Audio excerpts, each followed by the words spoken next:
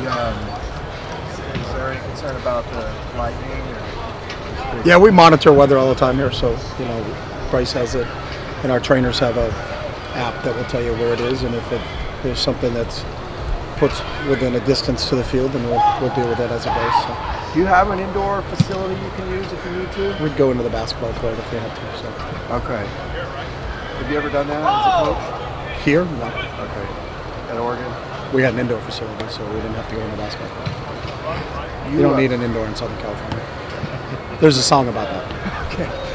You seem to enjoy the rivalry week last year. You made the baby bear goes over the mountain video. You narrated that, and then obviously you enjoyed the game.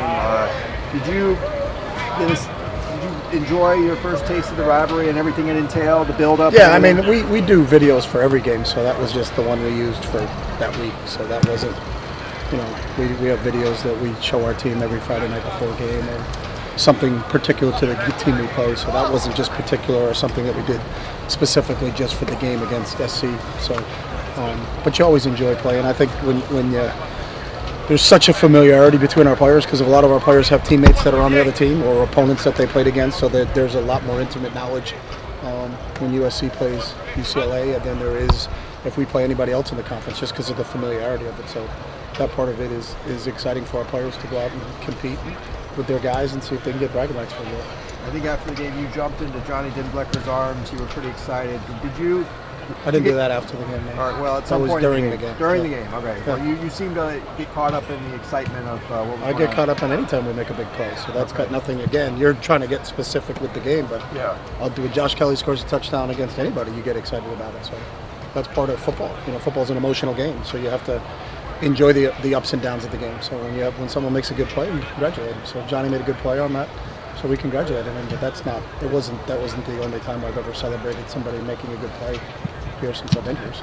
But while you look at the week to week, can you and you do everything in the micro, can you accept that a lot of your players look at this as a bigger game than just the next game up because of rivals that they've had in high school? Yeah, I accept that. Speaking of the baby bear goes over the mountain, where do you feel like this team is in that process of getting to where it wants to be? I think we're right in the Wednesday of the USC week in that process. So that's exactly where we are. All right. Well, as a big picture guy, where do you see more big picture? Big picture. There is no big picture during the week of a game. That's where I think people get skewed up in life. They start to look too big picture. You got to take care of Wednesday. So that's where we are. And that's the way we always are during the week. We're taking care of Wednesday. And when you look too far down the road, sometimes that can hurt you. So we don't want to look too far down the road. We want to look right now and let's take care of Wednesday. There's time to look at big picture. There's time to long-term plan. But the Wednesday of the USC week is not time to be in long-term planning. Today is, how do we have a really good day of training? Could it be interrupted? There are things that we have to monitor, as we talked about earlier, and that's really where we are right now. So not a Wednesday USC week's not a big picture day, small picture day. What do you see in matchups against someone on the SC offensive side with someone like Michael Pittman and all? Obviously, one of the really talented receivers that you're going to face in the country. When we played against him last year, he's tall, he's long, he's fast, he runs great routes, he's got good hands. And again, I think when you play against someone of his caliber, it's going to take the entire defense. It's going to take the pass rush. It's going to take coverage. It's going to take everything to handle him. And it's the unique part of the challenge this week is it's not just him. There's Amon-Ra St. Brown, there's Drake London, there's Vons. There's a ton of really talented receivers there.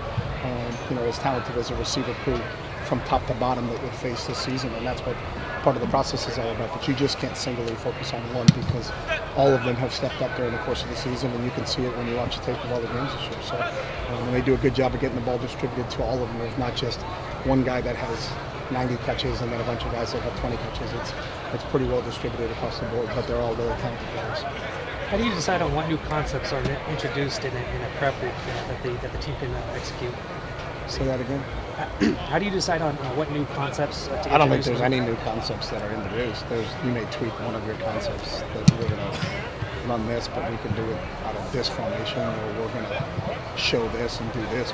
But no one in college football or NFL is introducing a new concept on the Wednesday of a game week. So. You have someone in charge of self-scouting who says, in these second and long plays, we have tended to run this play, so we better not do it this week. Because we've shown a tendency I for think that? every team in football does that. So every team in football self-scouts themselves every week. That's a common knowledge in our game. So Do you have everybody in charge of that, or is it every? it's our whole staff does. Okay. That's what we sit down and visit. When we talk about third down, we go short, medium, and long. What have we run on short, medium, and long? Yeah. What's our efficiency on short, medium, and long? What plays have worked well for us? How do we do that? That's a common practice, but that's not something we do that no one else does. Everybody in the country self-scouts themselves during the course of the season. So. Elijah Gates, is there an update on him? Is he all right? Yeah, I don't think there's. He's out there? Yeah, Okay. 12. Oh, he switched numbers? Elijah Elijah Gates. Wade, I'm sorry. Elijah Gates is Elijah number 12. Wade, sorry. Elijah Wade. All right, Elijah so Wade. there you can screw me We got a up. lot of Elijahs on We this do. team. We have Yeah. 3, I think. We do. Elijah Wade. He's number 99. Yeah, he's not going to play this week. All right. Bo Calvert, Bo will not play this week. Quinn Lake. Don't think so. Never know. What do you have to do to disrupt Keaton Slovis? It starts with pass rush, and they do a good job in protection, but you need to kind of get him off his spot. But he's got a really good understanding of where his receivers are and where they're supposed to be. He really runs that system. You got to compliment him as a quarterback for kid to come in as a freshman and to be able to play as well as he played. He's very poised. I don't think he gets rattled by anything.